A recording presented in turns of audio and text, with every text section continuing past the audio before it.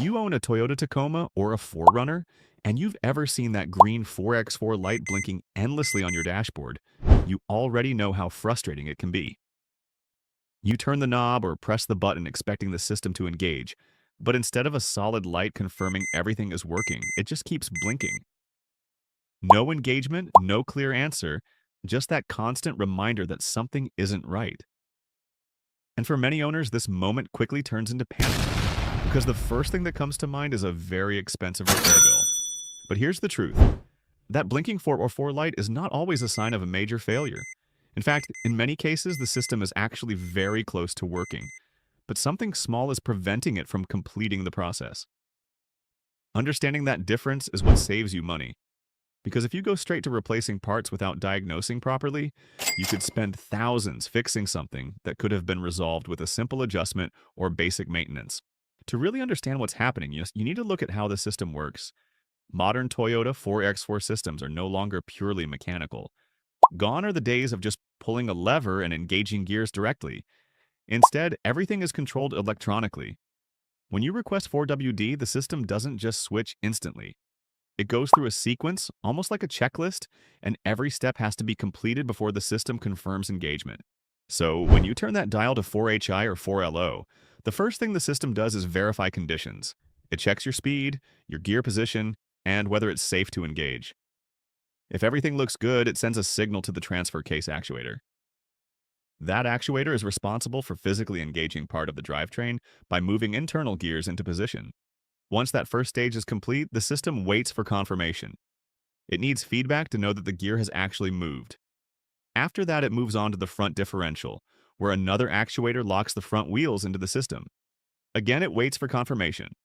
Only when both stages report back successfully does the system say, "Okay, we're fully engaged," and that's when the light turns solid. Now, here's the key part. If any one of those steps doesn't complete, the system gets stuck in that transition state. And instead of turning off or giving you a clear message, it just keeps blinking. That blinking light is basically your car saying, "I tried, but something didn't finish." Before we continue, take a moment to like this video, share it with someone who drives a Toyota truck or SUV, and subscribe to the channel. It really helps more people learn how to fix these issues without overspending. Now, the number one reason this happens is surprisingly simple, and it has nothing to do with broken parts. It comes down to lack of use. A lot of owners rarely use their 4R4 system, especially if they live in areas without snow, mud, or off-road conditions. The vehicle stays in two-wheel drive for months, sometimes even years. And during that time, the internal parts of the 4WD system just sit there. When those parts sit idle, the lubrication settles, seals begin to dry, and small amounts of corrosion can build up. The gears and actuator motors are no longer moving freely like they should. So the next time you try to engage 4WD, the system struggles to complete the movement. It's not that it's broken, it's just stuck. This is why manufacturers recommend using the 4WD system regularly, even if you don't need it. Engaging it for a short drive every month keeps everything moving and prevents this exact situation. Now let's talk about what you can actually do when the light starts blinking. The first set of fixes doesn't require any tools at all. These are simple driving techniques that help the system complete its movement. One of the easiest things to try is driving slowly in a straight line while engaging the system. Sometimes the gears just need slight movement to align properly. If that doesn't work, you can try gently turning the steering wheel left and right while moving. This helps the front drivetrain adjust and can allow the system to lock in. Another method is shifting between drive and reverse. This relieves tension in the drivetrain and can free up any binding that's preventing engagement. Even something as simple as lightly accelerating and then releasing the throttle can help. These techniques might sound basic, but they work more often than you'd expect because the issue is usually mechanical resistance, not failure. If that still doesn't solve the problem, the next step is to help the actuator itself. Sometimes the small electric motor inside the actuator is trying to move but can't overcome the resistance. In this case, a light tap can make a difference. With the ignition on, have someone switch the 4WD system on and off while you gently tap the actuator housing. You're not hitting it hard, just enough to create a small vibration. That vibration can help free up internal parts and allow the motor to complete its movement. If the actuator starts working, you might hear a clicking or buzzing sound, and suddenly the light will stop blinking and go solid. That's a clear sign that the system was stuck, not broken. Another simple fix is resetting the system electronically. Sometimes the control unit gets confused after a failed attempt and refuses to try again properly. Disconnecting the battery for a short time forces the system to reset. When you reconnect it, the system starts fresh and may complete the engagement correctly. Now, if you've tried all of that and the light is still blinking, it's time to look at the electrical side. Because remember, this system relies on signals and feedback. If the system can't confirm what's happening, it won't complete the process. Start by checking the fuses. A blown fuse can disable part of the system without affecting everything else. This means the system might try to engage but never receive confirmation, which keeps the light blinking. Next, look at the dashboard switch itself. If the switch isn't sending the correct signal, the system won't even start the process properly. Over time, switches can wear out or get damaged, especially if liquid has been spilled or if the contacts inside are worn. Another thing to check is your tires. This might seem unrelated, but it actually matters. The system monitors wheel speeds, and if your tires are not the same size or have different levels of wear, it can detect a mismatch. When that happens, the system may refuse to engage to protect the drivetrain.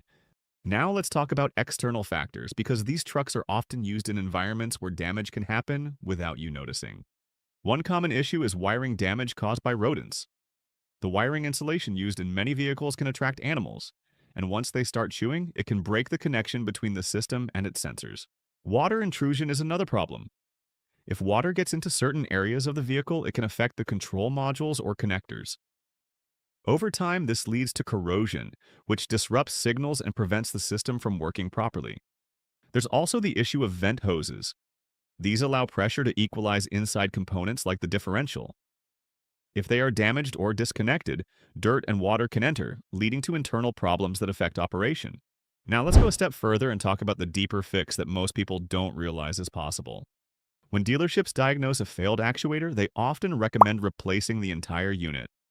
And yes, that works, but it's expensive. What many people don't know is that the most common failure inside these actuators is not mechanical damage. It's electrical contact corrosion. Inside the actuator are contact points that send position signals. Over time, these contacts can develop oxidation. When that happens, the signal becomes weak or inconsistent, and the system can't confirm movement, even if the actuator is physically working. By opening the actuator and cleaning those contacts, you can restore proper function without replacing the entire unit. It requires patience and careful handling, but it's a much more affordable solution. Once cleaned and properly sealed, the actuator can continue working for a long time. Finally, let's talk about prevention, because this is what keeps you from dealing with the problem again. The most important thing you can do is use your 4WD system regularly. Even if you don't need it, engage it once a month and drive for a short distance. This keeps the internal parts moving and prevents them from sticking. Fluid maintenance is also important.